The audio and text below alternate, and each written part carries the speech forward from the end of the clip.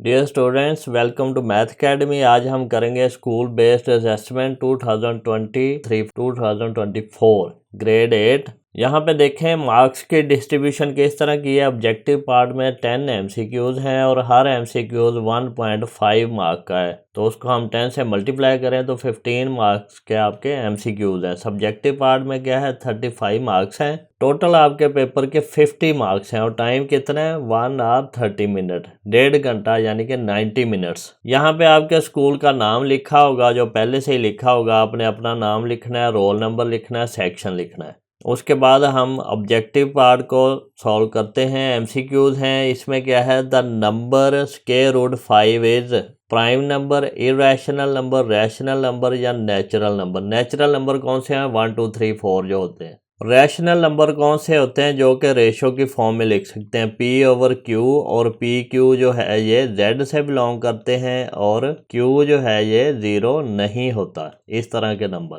Prime number कौन से होते हैं, प्राइम नंबर में हमारे पास वो नंबर आते हैं जो खुद और 1 के अलावा किसी नंबर से डिवाइड नहीं होते। वो 2 है, 3 है, 5 है, 7 है, 11 है, 13 है, इस तरह के नंबर जितने भी हैं। अब बाकी बचे हमारे पास है इरेशनल नंबर। इरेशनल नंबर किस तरह के होते हैं, हमारे पास पाई एक इरेशनल नंबर है, ये बड़े मशहूर किस्म के इरेशनल नंबर हैं। और जितने भी नंबर प्राइम हैं उनका स्क्वायर रूट वो हमारे पास इरेशनल नंबर होता है। तो ये 5 एक प्राइम नंबर है, उसका स्क्वायर रूट है, तो ये इरेशनल नंबर है। ऑप्शन बी करेक्ट है। क्वेश्चन 2 क्या है, absolute value of -6। Absolute value जो है वो डिस्टेंस को रिप्रेजेंट करती है। इस तरह हम लिखते हैं ए की एब्सोल्यूट वैल्यू। वो किस तरह की होगी, वो ए नंबर ही आएगा अगर ए ग्रेटर देन और इक्वल टू 0 है, या फिर -a आएगा अगर a लेस देन 0 है। तो ये इसकी डेफिनेशन है एब्सोल्यूट वैल्यू की, ये हमेशा पॉजिटिव ही आएगी। यहाँ पे सपोज करो a की वैल्यू अगर हमारे पास 6 है, तो 6 ग्रेटर देन 0 है तो वो 6 ही आएगा, a के बराबर ही आएगा। अगर a की वैल्यू -6 है तो इसका मतलब है ये 0 से लेस वैल्यू है, तो माइनस टाइम -6 आएगा, माइनस इंटू -6, तो ये माइनस माइनस क्या हो जाएगा, +6। तो ये हमेशा पॉजिटिव वैल्यू ही आएगी। तो -6 की एब्सोल्यूट वैल्यू भी 6 है, अगर 6 होता उसकी एब्सोल्यूट वैल्यू भी 6 ही होती। अब यहाँ पे देखें क्वेश्चन नंबर 3 क्या है, by rounding off 78.6287 to 4 significant figures we get. अब सिग्निफिकेंट फिगर क्या होता है, वो फिगर जो नॉन जीरो हो लेफ्ट से राइट आते हुए। तो ये 1 सिग्निफिकेंट फिगर तक है, ये 2 तक है, ये 3 तक है, ये 4 तक है। 4 सिग्निफिकेंट फिगर तक यहाँ तक लेंगे।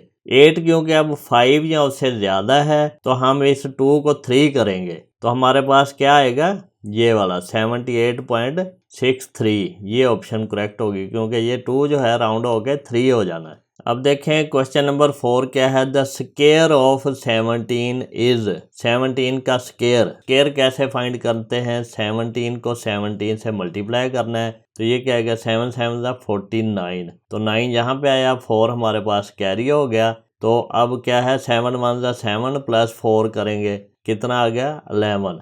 फिर 7 1 7, यहाँ पे 0 आ जाता है, फिर 1 1 1, ये आ गया। तो ये हमारे पास क्या आया, 9 8 और 2 289 बी ऑप्शन आएगी।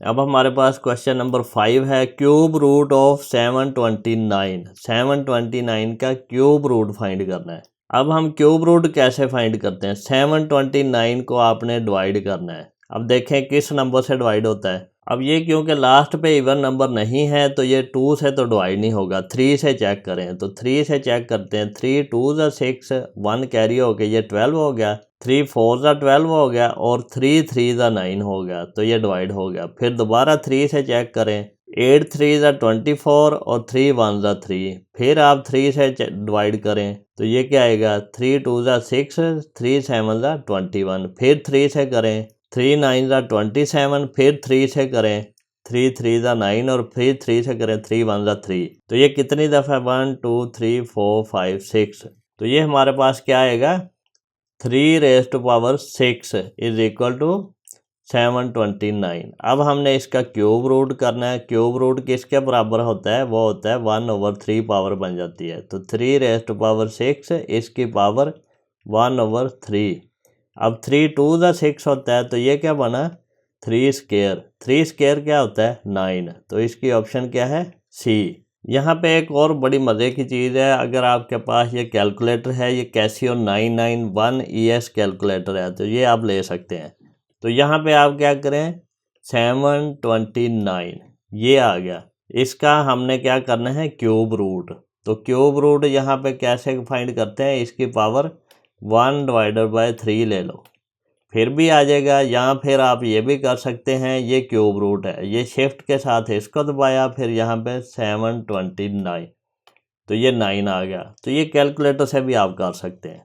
इसी तरह ये जो क्वेश्चन था ये भी आपका कैलकुलेटर से हो सकता था, वो क्या है 17 का स्क्वायर, तो ये 289। तो ये सिंपली आप कैलकुलेटर से इस तरह कर सकते हैं। अब हमारे पास क्वेश्चन नंबर 6 है, इफ़ पी ऑफ ए यानी कि पावर सेट ऑफ ए यानी कि set of all subsets of A जो है वो इस तरह का है, then set A will be. Set A क्या होगा, अब यहाँ पे देखें एक एलिमेंट ए है एक बी है। जब भी हम पावर सेट लेते हैं तो हम सिंगल सिंगल एलिमेंट का भी एक सेट लिखते हैं। ये ए और बी सिंगल सिंगल एलिमेंट, इसके अलावा कोई नहीं है, या फिर एक पूरे का पूरा सेट भी इसी में ही होता है। तो जो पावर सेट में सबसे बड़ा सेट है ये उसी का पावर सेट होता है। तो यहाँ पे डी आ जाएगा। ये एक शॉर्टकट है कि पावर सेट के अंदर खाली सेट भी होता है और सेट खुद भी होता है। तो वो सेट खुद सबसे बड़ा सेट होता है, तो यहाँ पे पावर सेट में सबसे बड़ा सेट जो है वही सेट ए होगा जी। आगे मूव करते हैं हम, क्वेश्चन नंबर 7 पे आते हैं। 7 में क्या है, if A is equal to 1 to 5 and B is equal to 2 4 6 then A union B. Union में क्या करते हैं, हम सारे के सारे एलिमेंट लिखते हैं और जो एलिमेंट कॉमन है वो रिपीट नहीं करते। तो ये क्या आएगा 1 2 फिर आएगा 4 5 6, तो 1 2 4 5 6 ये वाला आएगा इसका डी ऑप्शन। क्वेश्चन नंबर 8 क्या है, if 4:x proportion 20:60 then the value of x is. अब ये कैसे होता है, ये जो रेशो है इसको हम क्या लिख सकते हैं 4/x, फिर ये इसको हम लिखते हैं इक्वल टू, और ये 20:60। तो ये 0 0 से कट जाता है, ये 2 3 ज़ा 6 हो जाता है। तो ये क्या बना, ये हमारे पास बना यहाँ पे 4/x इज इक्वल टू 1/3। या फिर ये है कि इसको हम उलट कर देते हैं, x/4 3/1 हो जाता है। ये भी कर सकते हैं, या फिर x को उधर ले जाओ 3 को इधर ले आओ, ये भी कर सकते हैं क्रॉस मल्टीप्लिकेशन, ये जिस तरीके से मर्जी कर दें। तो ये हमारे पास क्या बनेगा, ये बनेगा x/4 इज इक्वल टू 3/1। अब 4 को उधर ले जाओ, 4 3 ज़ा 12, तो यहाँ पे ऑप्शन क्या आई है 12। इसको करने के लिए एक ट्रिक भी यूज़ किया जा सकता है, वो क्या है 4:x है, फिर प्रोपोर्शन है हमारे पास 20:60, तो ये 10 से डिवाइड हो गया, तो ये 2:6 आ गया। अब अगर हम इसको 2 से मल्टीप्लाई कर दें तो ये हमारे पास क्या आएगा, ये आएगा 2 2 ज़ा 4 और ये बनेगा 6 2 ज़ा 12। तो यहाँ पे देखें हमारे पास ये 4:x है और ये 4:12 है, तो इसका मतलब है x की वैल्यू क्या है 12। तो इस तरह ये शॉर्ट ट्रिक भी लगाया जा सकता है, तो उस तरह सॉल्व करके भी कर सकते हैं। तो दोनों सूरतों में आंसर क्या है 12, डी ऑप्शन करेक्ट होगी। अब हमारे पास क्वेश्चन नंबर 9 है, Ali bot a computer worth 50,000, 50,000 का कंप्यूटर लिया है, and sold it for rupees 35,000, his loss percentage is. अब उसने 50,000 का लिया है, 35,000 का सेल कर दिया, उसके लॉस कितना हुआ उसको। अब हम लॉस कैसे फाइंड करते हैं, हम फाइंड करते हैं लॉस वैल्यू कितनी है 50,000, इसमें से माइनस किया 35,000, डिवाइडेड बाय हमने टोटल कीमत पे करना है 50,000, तो ये इक्वल टू क्या आएगा 15,000 डिवाइडेड बाय 50,000 और मल्टीप्लाई करते हैं 100 से परसेंटेज फाइंड करने के लिए।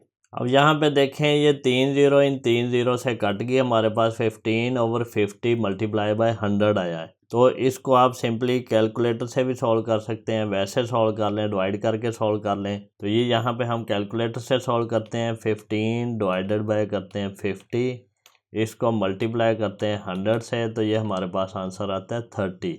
तो यहाँ पे ये क्या है 30%, तो इसकी ऑप्शन ए करेक्ट होगी 30%। अब हमारे पास क्वेश्चन 10 है, the fourth term of geometric sequence 1 2 4 is. अब 1 2 3 तीन टर्म्स तो हैं, चौथी फाइंड करनी है, तो वो हम कैसे फाइंड करते हैं। 1 को हमने 2 से मल्टीप्लाई किया, 2 को हमने फिर 2 से किया, फिर 4 को हमने फिर 2 से किया, तो ये 4 टू द 8 आएगा सिंपली अगर हम देखना जाए। या फिर क्या करते हैं, हमारे पास रेशो होती है। रेशो क्या होती है, R is equal to A2 over A1, यानी कि अगली टर्म में से पिछली टर्म को डिवाइड कर दें। ये क्या आएगा 2 ओवर 1, या फिर ये भी कर सकते हैं 4 ओवर 2। दोनों सूरतों में कॉमन रेशो क्या आएगी 2। ज्योमेट्रिक सीक्वेंस का फार्मूला क्या है, an+1 is equal to AR⁴n, ये बनता है। अब यहाँ पे हमने कौन सी टर्म फाइंड करनी है, फोर्थ टर्म। फोर्थ टर्म के लिए यहाँ पे n की वैल्यू 3 लेंगे, तो ये a हमारे पास क्या है, फर्स्ट टर्म 1 है, और r हमारे पास 2 है, और ये n की वैल्यू क्या है 3। तो ये क्या आएगा, A3+1 A4 हो गया, और ये 2⁻³ कितना होता है, 2 टू द 4 4 टू द 8। तो यहाँ पे ये ऑप्शन डी आएगी। यहाँ पे हम एक ट्रिक भी यूज़ कर सकते हैं, वो क्या, 1 टर्म है, 2 है, फिर 4 है। इसका हम देखते हैं किस तरह बढ़ रही हैं। 1 को हमने 2 से मल्टीप्लाई किया तो हमारे पास अगली टर्म आ गई। 2 को हमने फिर 2 से मल्टीप्लाई किया, ये 4 आ गया। 4 को फिर 2 से मल्टीप्लाई करेंगे 8 आ जाएगा। 8 को फिर 2 से मल्टीप्लाई करेंगे तो हमारे पास 16 आ जाएगा। 16 को फिर 2 से मल्टीप्लाई करेंगे 32 आ जाएगा। तो ये इस तरह चलता जाता है। तो ये हर टर्म मल्टीप्लाई बाय 2 करके आ रही है। तो यहाँ पे ये भी ट्रिक लगाया जा सकता है, 1 2 4 और फिर 8 है, हमने ये फाइंड करना था 8, तो ये हमारे पास ऑप्शन डी आएगी।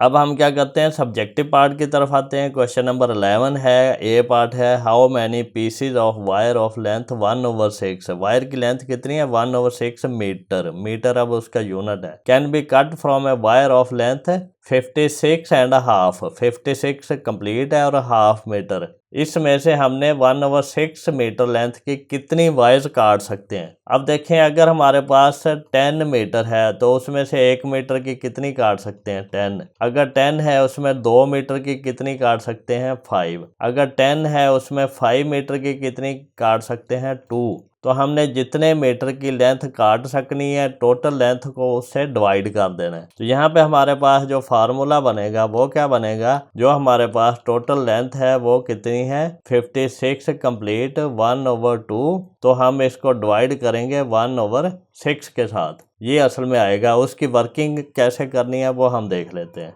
अब यहाँ पे देखें इस क्वेश्चन की वर्किंग कैसे करेंगे। Length of wire is equal to 56 complete 1/2, यानी 56.5 मीटर है। तो इसको हम कन्वर्ट करते हैं रेशो में। रेशो में कन्वर्ट कैसे करते हैं, हम इस 2 को मल्टीप्लाई करते हैं 56 है। 56 मल्टीप्लाई बाय 2 कितना आएगा, 6 टू द 12, 1 कैरी हुआ, 5 टू द 10 और 1 11, और 1 इसमें ऐड करेंगे, 1 प्लस कर दिया, तो ये क्या बना 311। तो ये ऊपर 113 यानी 113 बनेगा, ओवर 2 उसी तरह आ जाएगा, नीचे वाला नंबर इसी तरह आ जाएगा। Length of 1 piece of wire जिसमें हमने कट करना है वो 1/6 है, तो टोटल लेंथ को 1/6 से डिवाइड करना है, जितनी लेंथ के हमने पीस निकालने हैं। अब जब भी हम डिवीजन को कन्वर्ट करते हैं, इसको हम ये भी लिख सकते हैं 113/2 डिवाइडेड बाय 1/6। तो फिर इसको इस फॉर्म में कन्वर्ट कर लो, इसको डिवीजन में कन्वर्ट कर लो, ये जो हमने डिवाइड की लाइन लगाई है इस तरह आएगा। जब डिवीजन को हम मल्टीप्लिकेशन में कन्वर्ट करते हैं तो ये वाली साइड को हम उलट कर देते हैं, ऊपर वाला नंबर नीचे कर देते हैं, नीचे वाला ऊपर, तो ये 6/1 6 ही होता है। तो फिर हमने क्या करना है, ये नंबर 6 से मल्टीप्लाई हो रहा है, मल्टीप्लाई कैसे होगा, 2 3 द 6, ये कट जाएगा, ये नीचे वाले नंबर ने ऊपर वाले को काट दिया। अब 113 को हम 3 से मल्टीप्लाई करेंगे, 113 को हम 3 से मल्टीप्लाई करेंगे, ये क्या आएगा, 3 3 द 9, 3 1 द 3, 3 1 द 3, तो 339। यहाँ पे देखें ये आंसर हमारे पास क्या आया है, नंबर ऑफ पीसेज कितने बनेंगे, 339।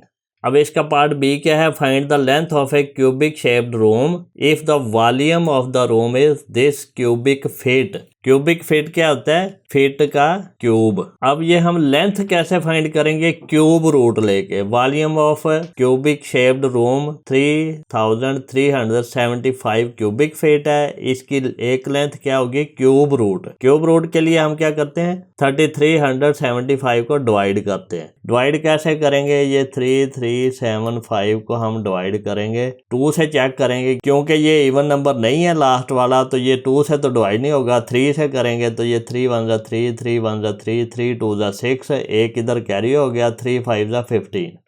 फिर 3 से करेंगे 3 3 जा 9, 2 कैरी हुआ, 3 7 जा 21, 1 कैरी हुआ, 3 5 जा 15। फिर 3 से करेंगे 3 1 जा 3, 3 2 जा 6, 1 कैरी हुआ, 3 5 जा 15। फिर यहाँ पे देखें 3 से होगा या नहीं, 3 4 जा 12 और ये नहीं होता। अब ये 5 से होगा, 5 2 जा 10, 5 5 जा 25। फिर ये 5 से होगा, 5 5 जा 25। फिर 5 से होगा, 5 1 जा 5। तो ये हम यहाँ पे देखें, ये इसकी वर्किंग लिखी हुई है। यहाँ पे कैलकुलेटर का यूज़ करें तो फिर भी बड़ी इजीली हो जाता है। ये मैं आपको करके दिखाता हूँ। यहाँ पे देखें, ये मेरे पास एक कैलकुलेटर है, तो ये यहाँ पे हमने लिखा 3375 डिवाइडेड बाय 3 किया, ये आंसर आया। फिर डिवाइडेड बाय 3 किया, ये आंसर आया। फिर डिवाइडेड बाय 3 किया, ये 125 आ गया, ये वाला। फिर डिवाइडेड बाय 5 किया, 25 आ गया। फिर डिवाइडेड बाय 5 किया, 5 आ गया। फिर डिवाइडेड बाय 5 किया तो ये 1 आ गया लास्ट। तो क्यों हम यहाँ पे क्यूब रूट डायरेक्ट भी फाइंड कर सकते हैं। ये इसका शिफ्ट के साथ ये दबाएंगे, यहाँ पे देखें ये क्यूब रूट लिखा है, तो ये क्या लिखेंगे? 3375। तो ये हमें आंसर कन्फर्म हो जाएगा कि इसका क्या आना है। तो इसको हम फर्दर वर्किंग करते हैं। Length of cubic shaped room is equal to क्या लिखेंगे? 333, ये वाला, ये 333। फिर क्या है? 555 और ये वाला है 555। तो ये हमारे पास ये सारा हमने यहाँ पे लिख लिया है। अब ये क्या है? 3 टाइम मल्टीप्लाई हो रहा है, तो इसको हम 3 लिखते हैं। 5 3 टाइम मल्टीप्लाई हो रहा है, इसको हम 5 लिखते हैं। और ये क्यूब रूट को हम पावर 1/3 में लिखते हैं। अगर ये हमारे पास इस तरह है, उसकी पावर है, तो इसको हम अलग अलग लिख सकते हैं। 3 की पावर 1/3 और 5 की पावर 1/3। ये यूं ही है कि a b की पावर n है अगर, तो हम इसको लिखते हैं a की n b की n। ये रूल हमने पढ़े हुए हैं। तो ये 3 से कट गया, ये 3 से कट गया, और बाकी हमारे पास यहाँ पे क्या बना? 3 × 5, तो 5 3 जा 15 फीट इसका आंसर आ जाएगा। अब यहाँ पे देखें क्वेश्चन नंबर 12 है, verify distribution law of intersection over union. Intersection over union, union के ऊपर इंटरसेक्शन का डिस्ट्रीब्यूशन लॉ। यूनियन के ऊपर इंटरसेक्शन का डिस्ट्रीब्यूशन लॉ। ए की वैल्यू गिवन है, बी की गिवन है, सी की गिवन है। ये हमारे पास 1 2 3 अप टू 10 है। यहाँ तक, यहाँ पे भी एक कॉमा होना चाहिए था, और ये 3 डॉट होते हैं, ये इन्होंने ज़्यादा डॉट डाले हैं। अब यहाँ पे देखें, A intersection B union C is equal to A intersection B union A intersection C होता है। लेफ्ट साइड राइट साइड के बराबर होनी चाहिए। LHS mean left hand side, वो क्या है? A intersection B union C. पहले इसको सॉल्व कर लो। तो यहाँ पे हमने पहले ए की वैल्यू लिखी है, ए के एलिमेंट्स, फिर इंटरसेक्शन लिखा है ये वाला, फिर हमने ब्रैकेट डाली है, फिर बी की वैल्यू लिखी है, फिर यूनियन डाला है ये वाला यहाँ पे, फिर हमने सी की वैल्यू लिखी है। पहले हम ये राउंड ब्रैकेट को सॉल्व करते हैं, इसका हमने यूनियन फाइंड करना है। यूनियन के लिए हम करते हैं, सारे एलिमेंट लिखते हैं, लेकिन जो कॉमन है वो एक ही दफ़ा लिखते हैं। तो हमने लिखा 3 5 9 10, उसके बाद 15 एक दफ़ा लिखा है, 20 21, ये सारे आ गए हैं इकट्ठे हो गए, उसको कहते हैं यूनियन। फिर हमने इस ए के साथ लेना है इसका इंटरसेक्शन। इंटरसेक्शन में क्या करते हैं, हम जो कॉमन एलिमेंट है वो लिखते हैं। और 1 से 10 तक कॉमन कौन से हैं? 10 कॉमन है, 9 5 3, तो 3 5 9 10 ये कॉमन है, ये आ गया हमारे पास। ये हमारे पास एक साइड आ गई है, वन साइड, इसका नाम इक्वेशन 1 रख लो। फिर हमने राइट हैंड साइड देखना है। राइट हैंड साइड जो राइट साइड पे है वो क्या है? A intersection B union A intersection C, वो हमने लिख लिया। अब ए की वैल्यू लिखी हमने, फिर हमने इंटरसेक्शन बी की वैल्यू लिखी, फिर यूनियन लिखा, इसकी ब्रैकेट डाली, फिर ब्रैकेट डाली, फिर हमने ए की वैल्यू लिखी और इंटरसेक्शन सी की लिखी। ये हम फाइंड करेंगे। अब इंटरसेक्शन में हम कॉमन लेते हैं। अब 1 से 10 तक कॉमन इन दोनों में कौन से हैं? 5 और 10 है, वो यहाँ पे आ गया। और इसमें कौन से हैं? 3 है, 9 है, 3 और 9।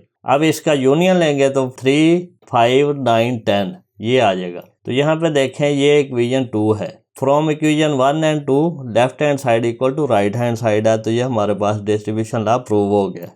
अब इसका बी पार्ट है, if universal set is equal to ये है, ए है, बी है, ये हमारे पास 3 सेट गिवन है, then prove that A intersection B का कॉम्प्लीमेंट बराबर है A complement union B complement. अब ये कौन सा लॉ है? ये डी मॉर्गन्स लॉ है। यहाँ पे भी ऐसे ही करेंगे, लेफ्ट हैंड साइड लेंगे ए इंटरसेक्शन बी का कॉम्प्लीमेंट, इसको देखेंगे। पहले इंटरसेक्शन फाइंड करेंगे, ए हमने लिखा, इंटरसेक्शन बी लिखा। अब इंटरसेक्शन में हमने कॉमन एलिमेंट लेने हैं, सी कॉमन है और ई कॉमन है, तो ये सी ई आ गया। फिर इसका कॉम्प्लीमेंट लेंगे, कॉम्प्लीमेंट की डेफिनेशन क्या है? यूनियन में से वो सेट निकाल देते हैं। ए इंटरसेक्शन बी का कॉम्प्लीमेंट है, इसका मतलब है कि यूनियन में से ए इंटरसेक्शन बी के एलिमेंट निकाल। तो डिफरेंस किस तरह करते हैं? वो हम ये यूनिवर्सल सेट में से ये एलिमेंट काट देने हैं, ये सी और ई कट गया, बाकी हमारे पास क्या आया? ए बी डी, इसको इक्वेशन 1 कह दो। फिर राइट हैंड साइड इसी तरह ए का कॉम्प्लीमेंट यूनियन बी का, पहले ए का कॉम्प्लीमेंट करेंगे, यूनिवर्सल सेट में से ए के एलिमेंट निकाल देंगे। अब यूनिवर्सल सेट लिखा माइनस ए सेट लिखा, ए के एलिमेंट में क्या है? ए है, वो हमने यूनिवर्सल में से काट दिया, सी है वो यूनिवर्सल में से काट दिया, ई है वो यूनिवर्सल में से काट दिया, बाकी बी डी बचा वो हमने लिख दिया। इसी तरह बी का कॉम्प्लीमेंट लिखेंगे, यूनिवर्सल सेट में से बी को माइनस कर देंगे, माइनस मीन के सी इसमें बी में है तो सी यूनिवर्सल सेट का नहीं लेना, डी है तो डी यूनिवर्सल सेट का नहीं लेना, ई है बी में तो ई यूनिवर्सल सेट का नहीं लेना। तो ये हमारे पास बचे हैं ए बी, वो हमने लिख लिया। अब इसका यूनियन लेंगे तो वो क्या आएगा? ए बी डी, बी क्योंकि दोनों में है तो वो एक दफ़ा लिखेंगे। तो अब हमारे पास कंपेयर करें, ये इक्वेशन 1 है, ये 2 है, दोनों बराबर हैं। Thus from 1 and 2 we have A intersection B complement equal to A complement union B complement.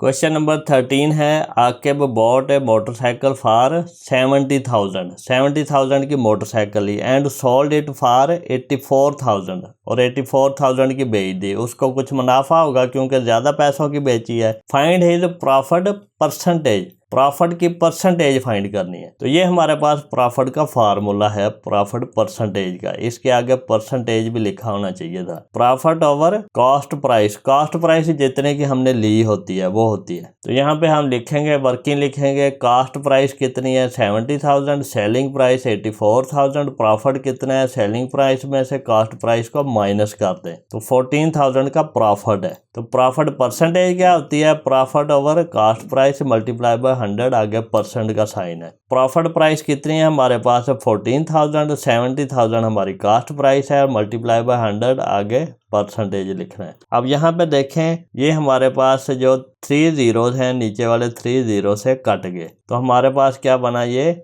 14/70 multiply by 100%। अब ये ए जीरो इस जीरो से कट गया, 7 2 14 हो गया, 2 10 कितना है 20, तो ये 20% हमारा आंसर आ गया। यहाँ पे देखें, ये डिफरेंस भी सिंपल है, 84,000 और माइनस किया हमने 70,000, तो ये 0 0 में से माइनस हो गया, इसी तरह आ गया। और 4 - 0 4 है, 8 - 7 1 है, तो 14,000 आ गया हमारे पास ये वाला। बी पार्ट है हमारे पास, Asad got life insurance policy for ₹6 lakh, 6 lakh की उसने पॉलिसी ली है। Rate of annual premium is 6.5%, annual premium उसका 6.5% है of the total amount of policy, total amount 6 lakh है। Whereas the policy fee is at the rate of 0.35% और उसकी fees भी है 0.35%। Find the annual premium of policy, annual premium कितना होगा, उसकी फीस भी उसमें ऐड करेंगे। यहाँ पे देखें पॉलिसी अमाउंट कितनी है 6 लाख, पॉलिसी फ़ी कितनी है 0.35%। अब यहाँ पे देखें 0.35 को हम क्या लिख सकते हैं 35/100, ये पॉइंट का 1 आता है और जितने नंबर है उसके बाद वो हम उतने ज़ीरो लगाते हैं। अब यहाँ पे परसेंट है तो परसेंट ख़त्म करते हैं तो 1/100 लगाते हैं, तो इसको हम क्या लिखेंगे 35/100 मल्टीप्लाई बाय 1/100। तो यहाँ पे ये 100 जो है ये पॉइंट ख़त्म करके आया है, ये 1/100 जो है ये परसेंटेज ख़त्म करके आया है। तो ये 6 लाख जो टोटल अमाउंट है उसका हमने ये परसेंटेज फाइंड करना है। तो यहाँ पे देखें ये 2 ज़ीरो इन 2 ज़ीरो से कट गए हैं और ये अगले 2 ज़ीरो इन 2 ज़ीरो से कट गए हैं। 60 को 35 से मल्टीप्लाई करो, 60 को मल्टीप्लाई करो 35 से, 5 0 0 5 6 30 और 3 0 0 3 6 18। तो ये क्या बनेगा 0 0 8 और 3 11 और ये 2100। तो ये यहाँ पे 2100 हमारी फ़ी आ गई है। फर्स्ट प्रीमियम क्या है 6.5%। तो 6.5 जब हमने पॉइंट ख़त्म किया तो ओवर 10 आ गया, पॉइंट का 1 आया और जितने नंबर थे उसके बाद उतने 0, और ये परसेंटेज को ख़त्म किया तो 1/100 आ गया ये हमारे पास। और हमारे पास ये टोटल अमाउंट है। यहाँ पे फिर देखें ये 2 ज़ीरो इन 2 ज़ीरो से ख़त्म हुए और ये 1 ज़ीरो ये इस ज़ीरो से ख़त्म हुआ। अब हमने क्या करना है, हमने 600 को मल्टीप्लाई करना है 65 से।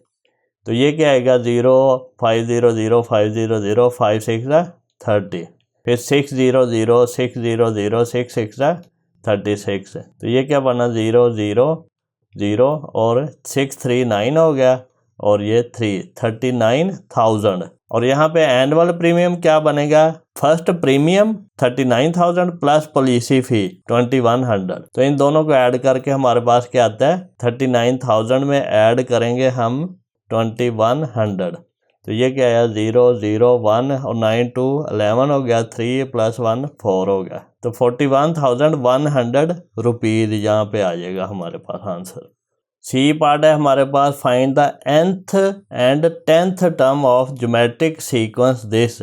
अब हमने nth टर्म और 10th टर्म फाइंड करनी है। यहाँ पे देखें इसकी रेशो फाइंड करेंगे। रेशो क्या होता है, अगला नंबर डिवाइडेड बाय पिछला नंबर। कोई भी हम ले लें, 16 डिवाइडेड बाय 8 कर लें, 32 डिवाइडेड बाय 16 कर लें, या 8 डिवाइडेड बाय 4 कर लें।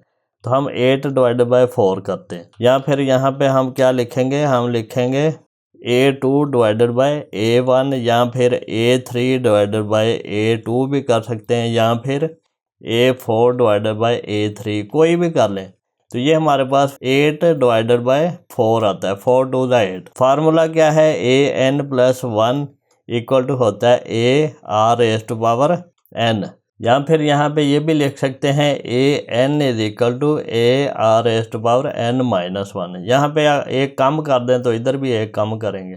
यहाँ पे देखें, अब यहाँ पे R की वैल्यू पुट कर दो तो ये हमारे पास nth टर्म का फार्मूला आ जाएगा। AN = A की वैल्यू यहाँ पे कितनी है 4 है, और ये R की वैल्यू 2⁻n-1। ये बन गया हमारे पास। या इसको इस तरह ब्रैकेट में लिख लो, या फिर यहाँ पे ऐसे ब्रैकेट भी डाल सकते हैं, तो ये इस तरह मर्जी कर लें। तो ये हमारे पास फार्मूला बन गया। अब हमने फाइंड करनी है A10 की वैल्यू 10। n की जगह पे 10 लगा देंगे। तो यहाँ पे हमने जब n की जगह पे 10 लगाया तो ये क्या बनेगा, A10 = 4 × 2⁻10 10-1 9 आ जाएगा। 4 × 2⁻9 ये इस तरह आ जाएगा। यहाँ पे हम कैलकुलेटर यूज़ कर सकते हैं। वो कैसे, 4 × 2⁻9। तो ये हमारे पास 2048 इस तरह आ गया। या फिर आप ऐसे भी इसको कैलकुलेट कर लें तो यही आएगा। स्टूडेंट्स, हम मैथमेटिक्स को बड़े इजी वे से करेंगे, अंडरस्टैंडेबल होगा, और आप हर आने वाले लेक्चर को सबसे पहले देखने के लिए चैनल को सब्सक्राइब करें और बेल आइकन को क्लिक कर दें, ताकि जब भी मैं लेक्चर अपलोड करूं तो आपको उसका नोटिफिकेशन रिसीव हो जाए। अगर आपको कोई क्वेश्चन पूछना है, कोई क्वेरी करनी है, तो आप मुझे कमेंट सेक्शन में मैसेज कर सकते हैं, मैं उसका रिस्पॉन्स करूँगा।